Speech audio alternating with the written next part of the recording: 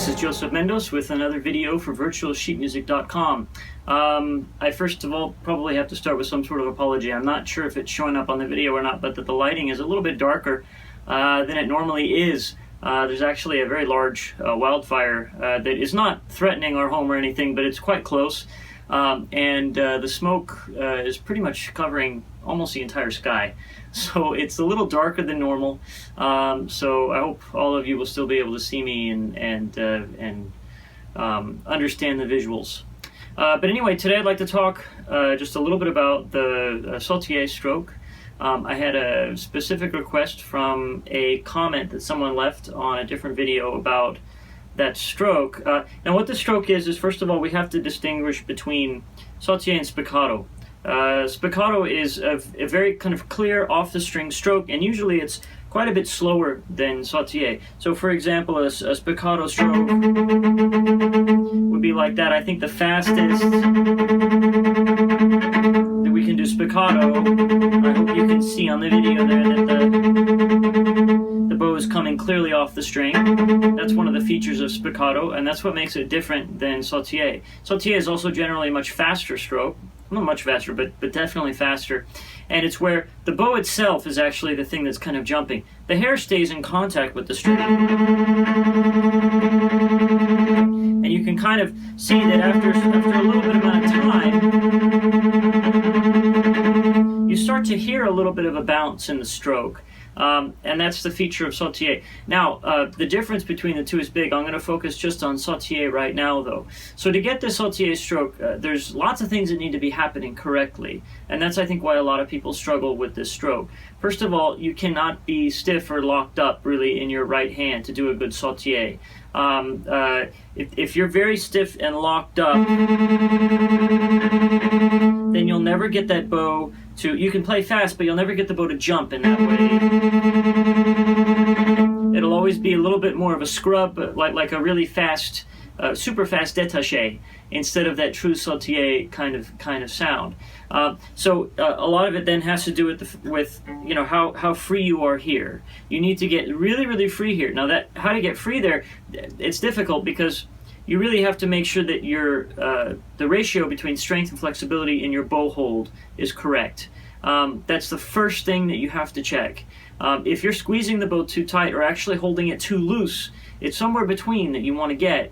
Then, for example, if you're holding it too loose, you won't be able to play that fast, and everything will seem kind of floppy and not controlled. If it's too tight, again, we get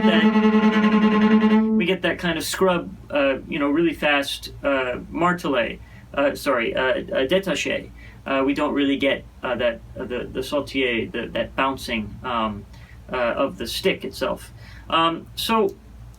That's really kind of the first thing. There's of course equipment things. You just saw me tighten my bow. How tight you have your bow is really important too. I see from a lot of students actually that they don't spend a lot of time on this kind of very basic thing. To make sure that your bow is tight enough. You want to make sure that your bow has, of course, a nice kind of gentle inward curve. Now, this will change depending upon your stick. Some sticks are very strong. They don't need, or they can have a lot more of this curve. Some sticks are, like my stick is very strong. Yeah, so it doesn't need a lot. You see that there's still quite a bit of inward curve. There's other sticks that are very soft, and so when you press down this way, it goes down to the bottom a little bit too easily. So you have to make sure that you tighten your bow the right amount for the kind of stick that you have, and play around with it. You'll kind of you might find a magic spot where maybe you're doing everything else right, and you haven't quite been able to figure out how to get that Sautille bounce like that. And that just one little tweak in your equipment can help. And of course, rosining your bow as well. Make sure that there's actually rosin on your bow. That's something, again, that a lot of people forget. Okay, so the next thing with the Sautille. So we have we have equipment. Make sure that your bow is tightened correctly, and that you have rosin, and that also that in your bow hold the ratio of strength to flexibility is correct. Now the other thing that's going to make Sautille difficult is if you have this very common problem in your bow hold where your fingers are kind of sloping backwards like this. You can kind of see that the bow hold is kind of supinated. You have to have some degree of pronation. Now, some players are going to have a little bit less. For example, Rostropovich, he had a lot less. He had a terrific Sautille.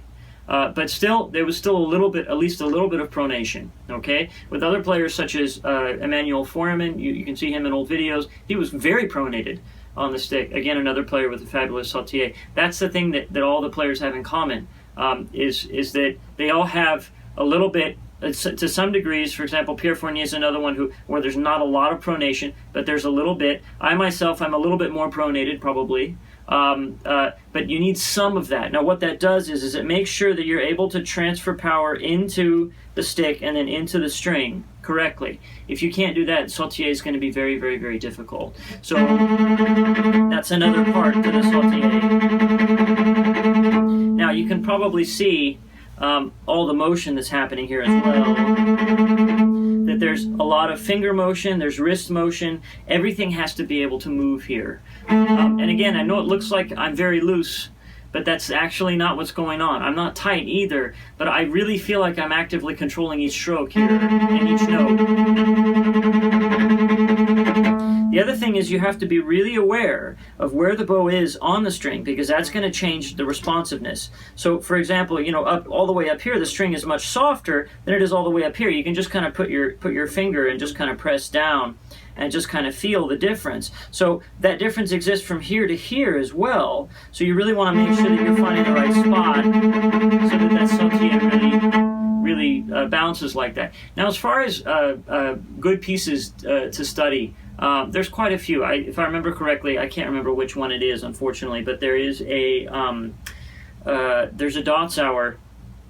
Now I forgot which number it is. That's okay. You can look it up. There's a Dotsauer that has basically just kind of a long string of running notes like this. You can also take a lot of them that have just straight 16th notes, and if they have slurs over them, you can just get rid of the slurs and just practice it in a very fast Sautille style to help you get this stroke. A great piece is the Van Goens Scherzo by Daniel Van Goens. I'm not sure actually if that's on the virtuosesheetmusic.com website. That's a great piece, and of course a really famous one is the second movement of the Elgar Cello Concerto. So those are great things to study as well, not just for obviously your Sautille, but for your left hand. I think that's everything I wanted to cover with Sautille. But just to reiterate one more time, that difference, that's critical to understand the difference between Sautille and Picado. Picado is this kind of clear bouncing where the bow is really jumping off of the string. And you can see the air between the hair and the string. Sautille is, again, generally faster. And it's the stick itself that's jumping and creating the impression that I'm leaving the string, but I'm actually not. I hope that answers your question, whoever you are that asked that question. I hope it helps other people as well. So please leave your comments. Not on YouTube. Can't read those. Well, I can read them, but I can do nothing about them.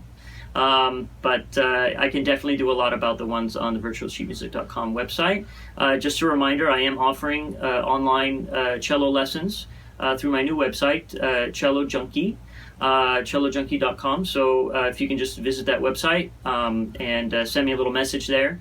The website, at some point in the next couple months, will be revamped. I'm not totally happy with the design. Probably many of you aren't either. But yeah, so if you want some individual lessons, that can be arranged. There's also other services that I can do, such as I can make a video reply to your question for a fee, of course. So please feel free to ask me whatever questions you have about those services through my website there. So yeah, so I think that's it. Once again, this has been Joseph Mendoes for virtuosesheetmusic.com.